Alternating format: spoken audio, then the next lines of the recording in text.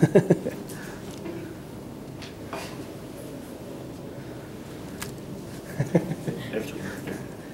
my name is Michael Honish. I'm going to be giving a speech over lessons learned and stuff. My lesson today is going to be given in the narrative form, and it's going to be over complacency and being complacent and stuff like that. I'm going to use my workplace actually as an example.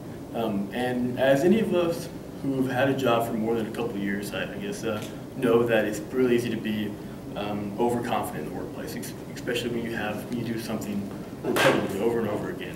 Whenever you do the exact same thing over and over every day, it kind of you get complacent. You do some of the things that you would do just like he was born into.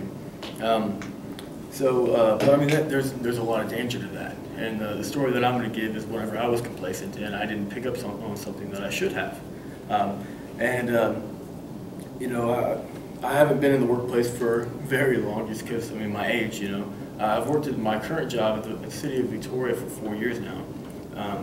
About a year ago, I had a run-in where I had a guy that had a headache. Well, in the fire department, working in an ambulance or a fire truck or any of that, you run into a lot of people who you would not usually see on a regular basis. You run into a lot more homeless people, a lot of people who have addiction to drugs and stuff like that, any kind of prescription pills, especially pain pills and stuff. Well, the ambulance is kind of a one-way trip to the emergency to grab, a couple, pills of hydrocodone or any kind of pain medication that they're usually addicted to. So we, as an ambulance, as a paramedic, see a lot of that. These people are coming in and calling for back pain, for a headache, for anything that's really non-diagnosable, to where they can just grab some pills and then leave the ER. Well, what happened with me and my story, we got called to a house for a headache, and right away I got tunnel vision. I looked and I was just like, okay, another drug seeker, and it kind of turns you off because you get that aspect. You're like, well, these guys are just taking advantage of this system, and you get a foul mindset towards it, which isn't recommended, of course, by anybody.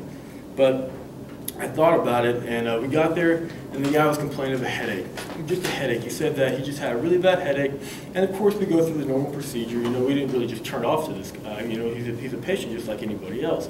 So we do take some vital signs, check his motor functions and stuff like that, and everything's really checking out. He's just complaining of a really bad headache.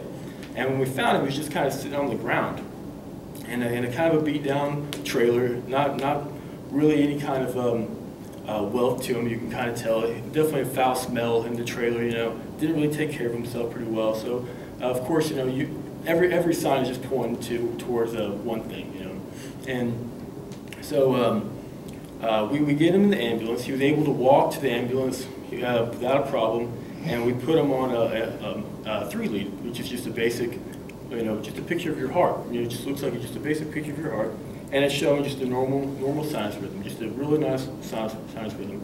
So nothing else we really thought of it. We're just kind of going to the hospital, and all of a sudden he goes unconscious. He's not responding to anything I'm saying, anything I'm doing. I'm doing any kind of verbal stimuli, painful stimuli, not responding to anything. And so I was like, I told the driver to go ahead and go a little bit faster, like you would want anybody to do. So we're going to the hospital, and I'm doing every test I can possibly think of, and everything's checking out. I did another picture of his heart. I did his blood sugar. I did everything that I could possibly think of, and everything was fine. And but the thing that I finally didn't check whenever I finally got to the hospital was when you do a 3-lead, whenever you do like a basic heart picture, there's 3 different pictures. The first one, second one, and third one. Well, the 2 that you usually look at are the bigger ones, and the smaller one, usually you'll pay attention to it sometimes. Well, that one small one that I didn't look at showed that he was having a heart attack. Well, the heart attack that he was actually having made him actually have a stroke as well. So the stroke, and people who have a stroke, though you can do any kind of test, and the tests usually have less grip strength on one side, or less motor function. They're not able to talk sometimes. a number of symptoms. Well, he didn't have any of that because the stroke that he had was a special kind that has different symptoms. Well, regardless of all that, if I would have caught that he had the heart attack in that bottom lead, then there wasn't anything that possibly could have done for the poor guy because he had an aneurysm that bled out really quickly. But just as a training purpose, I mean, it's so easy to get complacent, and it cost that guy his life, and he ended up dying. Now, like I said, there wasn't anything that could have been done for him just because of high blood pressure, over time medical conditions that went bad. But either way, it was definitely an eye-opener to definitely keep an eye out, because even like the simplest task that you could possibly perform, you know, can have a significant impact on what you do. So again, no matter how insignificant you think that a job or a task is, always try to stay focused on the job at hand, and avoid complacency to the fullest, because it just takes one mistake to change an outcome or your job or your future. So that's all it is.